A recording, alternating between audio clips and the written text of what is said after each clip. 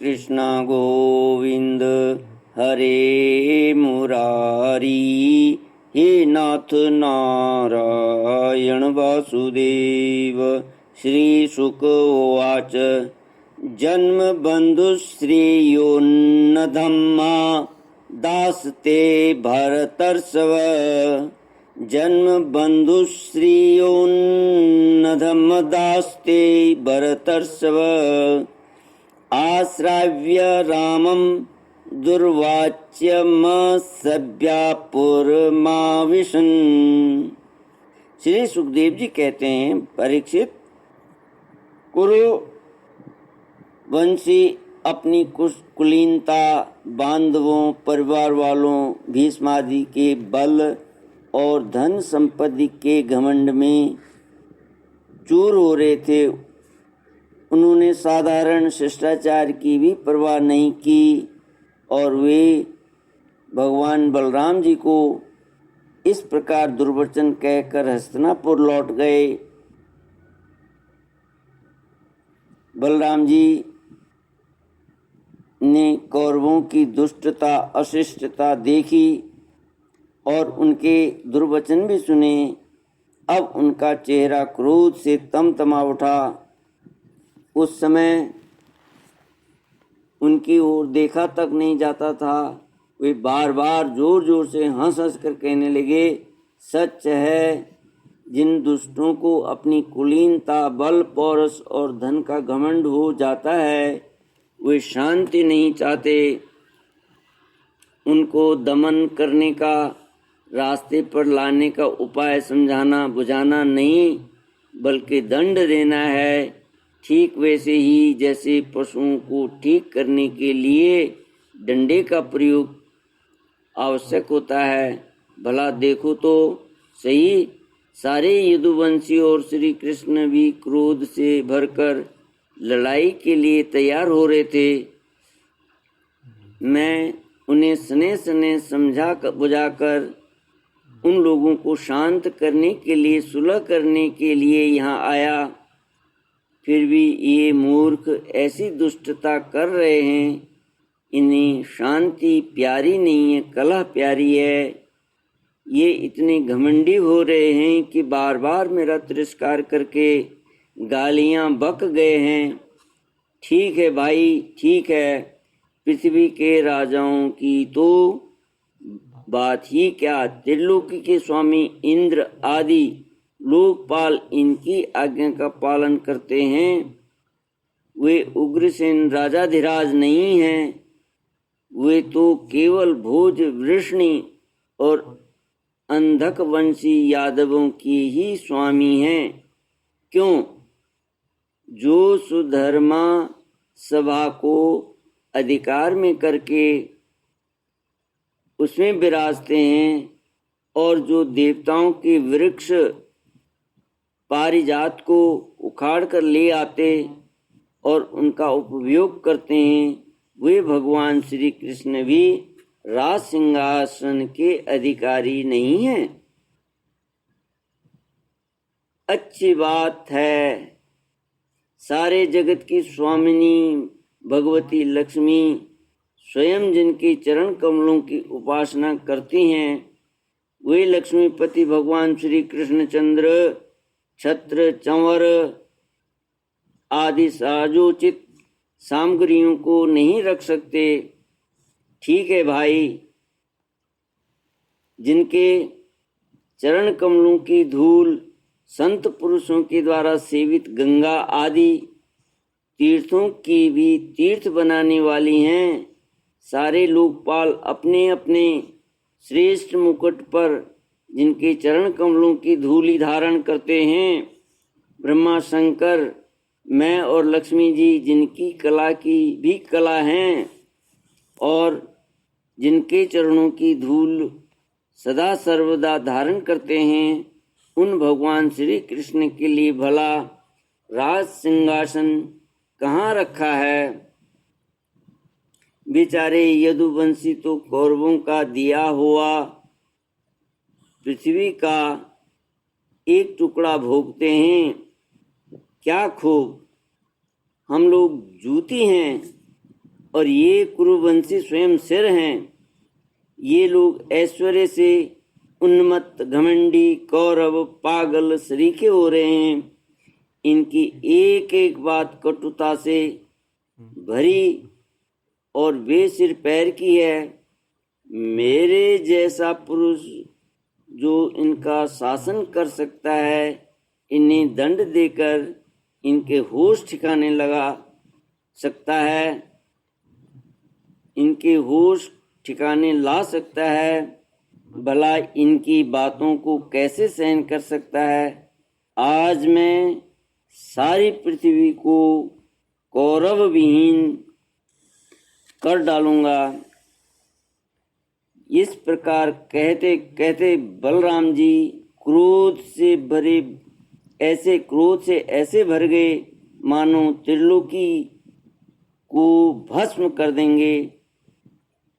वे अपना हल लेकर खड़े हो गए।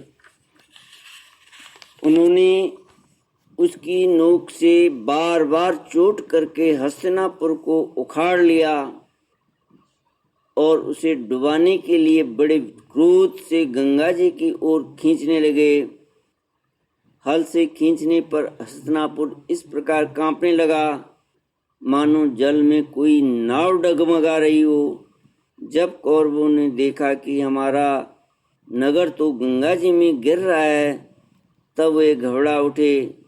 फिर उन लोगों ने लक्ष्मणा के साथ सांब को आगे किया और अपने प्राणों की रक्षा के लिए कुटुंब के साथ हाथ जोड़कर सर्वशक्तिमान उन्हीं भगवान से बलराम जी की शरण में गए और कहने लगे, लोकाभिराम बलराम जी, आप हमारे जगत के आधार, आप सारे जगत के आधार शेष ही हैं।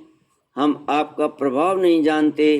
प्रभु, हम लोग मूढ़ हो रहे हैं, हमारी बुद्धि बिगड़ गई है, इसलिए आप हम लोगों का अपराध क्षमा कीजिए।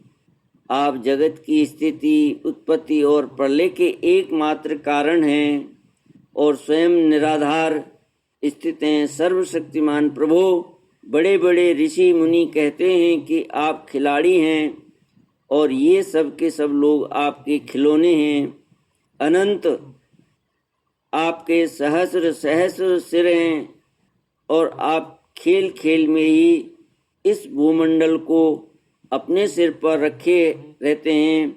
जब प्रलय का समय आता है, तब आप सारे जगत को अपने भीतर लीन कर लेते हैं और केवल आप ही बचे रहकर अद्वितीय रूप से शयन करते हैं। भगवान, आप जगत की स्थिति और पालन के लिए विशुद्ध सत्वमय शरीर धारण किए हुए हैं, सत्वमय शरीर ग्रहण किए हुए हैं। आपका यह क्रोध, द्वेष या मत्सर के कारण नहीं है, यह तो समस्त प्राणियों को शिक्षा देने के लिए है।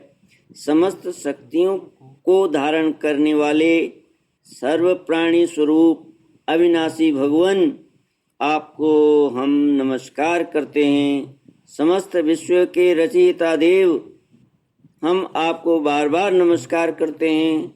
हम आपकी शरण में हैं, आप कृपा करके हमारी रक्षा कीजिए। श्री कृष्ण गोविंद हरे मुरारी, हे नाथ नारायण वासुदेव। श्री शुक उवाच, एवं प्रपन्नैः संविघ्नैर्वेपमानान्यनैर्बलः प्रसादितः सुप्रसन्नो मां भैष्टेत्यभयं ददो। श्री सुखदेव जी कहते हैं, परीक्षित, कौरवों का नगर डगमगा रहा था और वे अत्यंत घबराहट में पड़े हुए थे। जब सब के सब कुरुवंशी इस प्रकार भगवान बलराम जी की शरण में आए और उनकी स्तुति प्रार्थना की, तब वे प्रसन्न हो गए और डरो मत ऐसा कहकर उन्हें अभय दान दिया। परीक्षित, दुर्योधन अपनी पुत्री लक्ष्मणा से बड़ा प्रेम करता था। उसने दहेज में 60 वर्ष के 1200 हाथी, 10,000 घोड़े, सूर्य के समान चमकते हुए सोने के 6,000 रथ और सोने के हार पहनी हुई 1,000 दासियां दी। यदुवंश शिरोमणि भगवान बलराम जी ने यह सब दहेज स्वीकार किया और नव दंपति लक्ष्मण तथा सांब के साथ कौरवों का अभिनंदन स्वीकार करके द्वारका की यात्रा की। अब बलराम जी द्वारकापुरी में पहुँचे और अपने प्रेमी तथा समाचार जानने के लिए उत्सुक बंधु बांधवों से मिले। उन्होंने यदुवंशियों की भरी सभा में अपना वह सारा चरित्र कह सुनाया जो हस्तिनापुर में उन्होंने कौरवों के साथ किया था। परीक्षित, यह हस्तिनापुर आज की दक्षिण की ओर ऊंचा और गंगा जी की ओर कुछ झुका हुआ है और इस प्रकार यह भगवान बलराम जी के पराक्रम की सूचना दे रहा है। श्री कृष्ण गोविंद हरे मुरारी, हे नाथ नारायण वासुदेव। इति श्रीमद्भागवते महापुराणे पारमहंस्यां संहितायां दशमस्कन्धे उत्तरार्धे हास्तिन पुरुकर्षण रूप संकर्षण विजयो नामाष्टषष्टितमोऽध्यायः। ॐ पूर्णमदः पूर्णमिदं पूर्णात् पूर्णमुदच्यते पूर्णस्य पूर्णमादाय पूर्णमेवावशिष्यते। ओम शांति शांति शांति। हरि ओम। श्री